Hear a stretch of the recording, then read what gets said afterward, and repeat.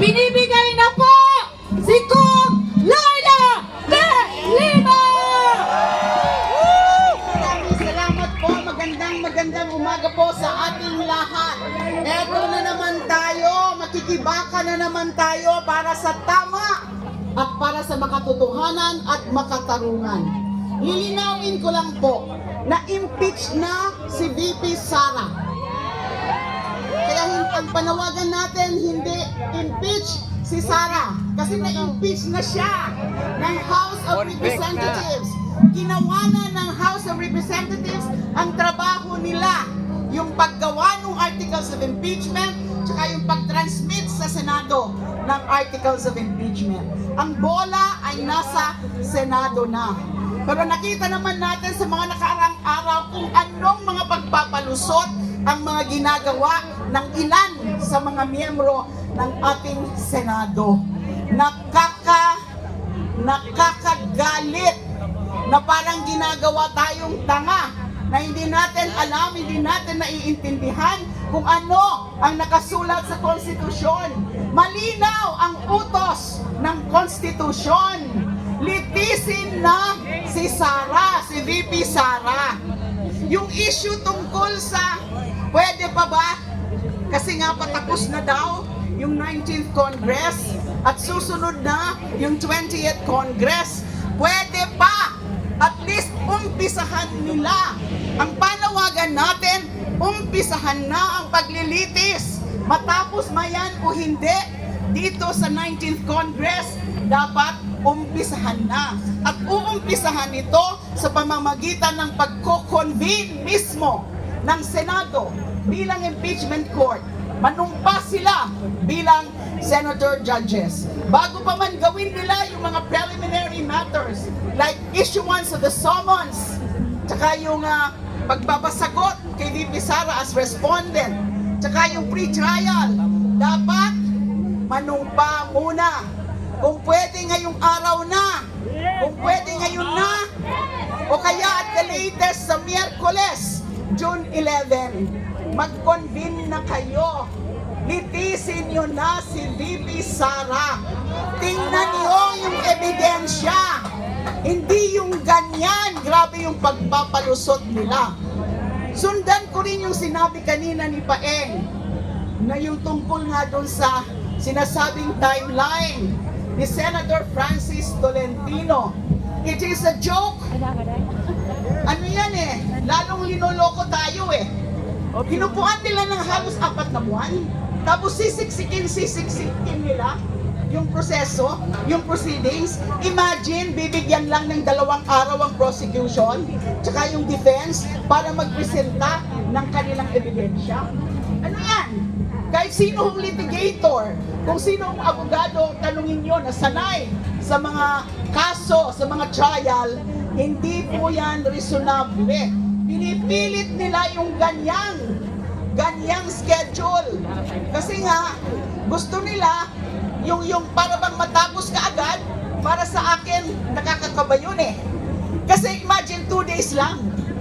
At sinasabi pa, dapat daw 2 lang na articles of impeachment ang gawing subject ng trial, dinidiktahan yung ating prosecution. 2 araw, ano ba?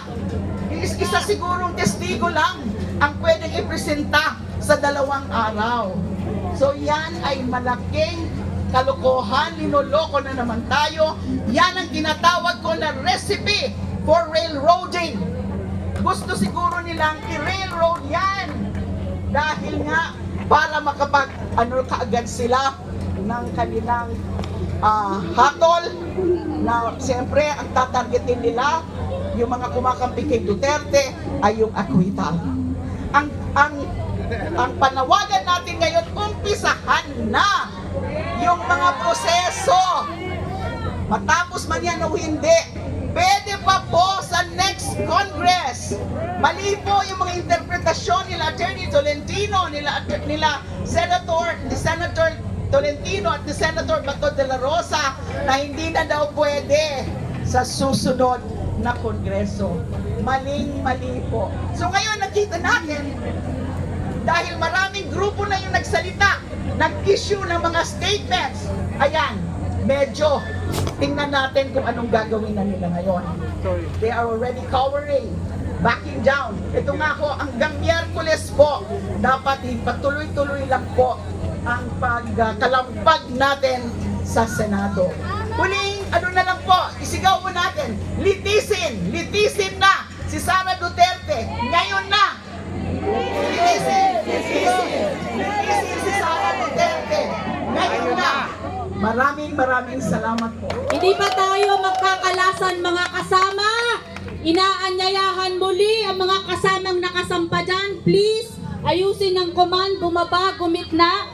Ditong nasa hanay, atras ng kaunti. Tinatawagan lahat ng mga petitioners at nagsalita dito sa baba, sa harap, yung kayang umakyat po. Bitbitin, pakisuyo po, bitbitin itong marching banner. Kanina, lahat ng nagsalita, kayang umakyat, sumampa na sa entablado. Si Kiko, kaya niya pa yan. Hindi ko kita kasi nga. Joshua Mata, Rafaela, Justin. Aakyat si Doc Bay. Nagagalit sa akin.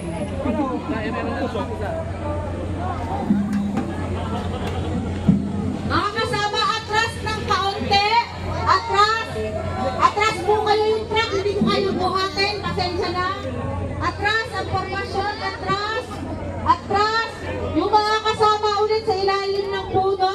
Yung mga organization, marshals and command nyo, please pababain nyo sa pong dito nila.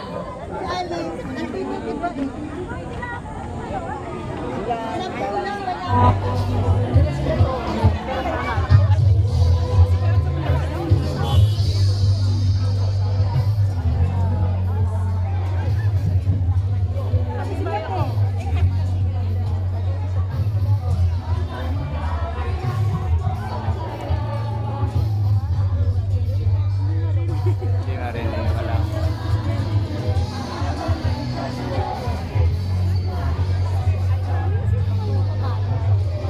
Saan? Saan? Hindi.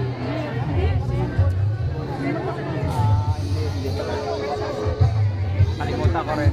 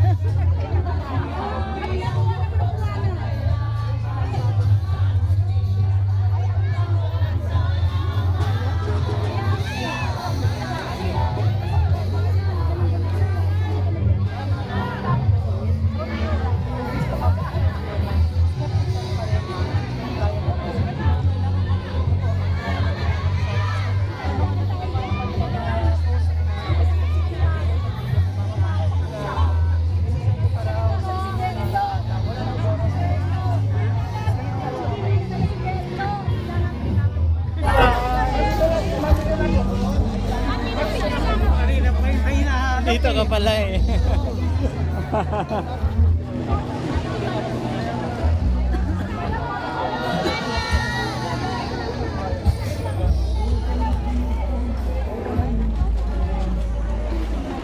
Hello. Mga kasama, lahat ng palad na nakikita tayo natin, pakitan mo, may mga mag-iikot na may dala ng supot ng basura at kung wala man ngayon nakita na magsusupot na naglalaman, pag-ipulot ang basura, ang mula sa people.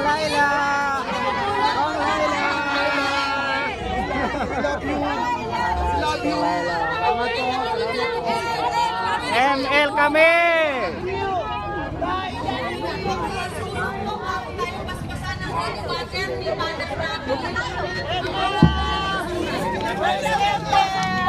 ML ML party list.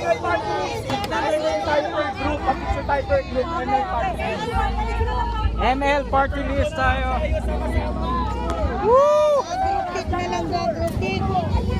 Ay, kita ba tayo?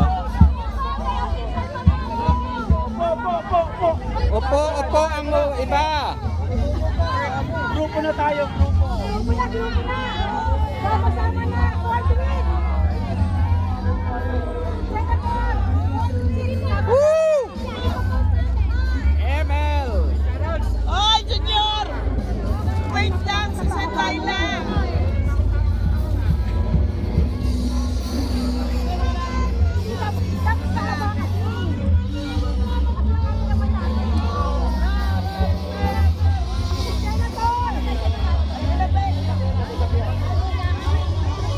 Si Ate Mia tayo.